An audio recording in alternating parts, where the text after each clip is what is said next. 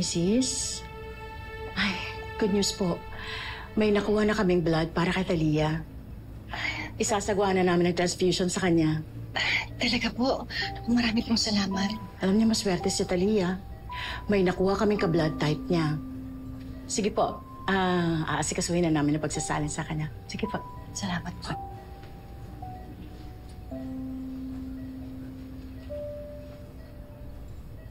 Diyos ko, salamat po. Hindi ninyo pinabayaan ang anak ko.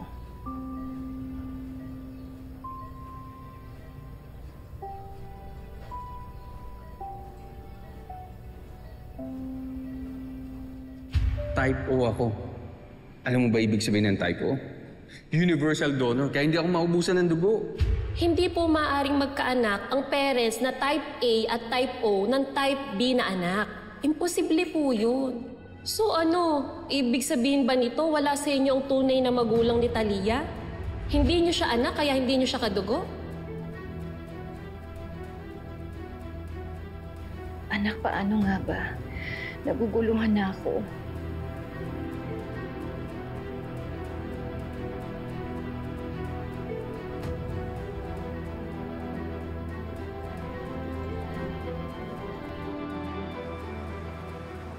Ligtas na po sa kapahamakan si Talia.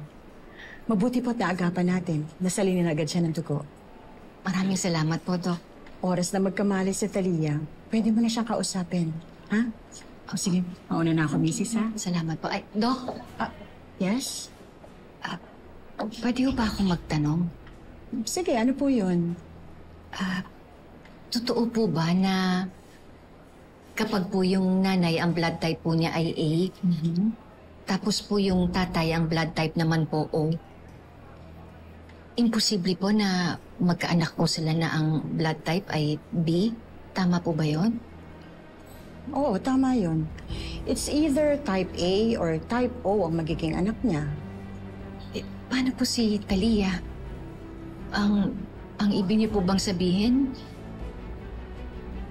hindi ko po anak si Tali? Mrs., ayokong sa akin manggaling. Mas mabuti kung mag-usap kayo ng asawa mo.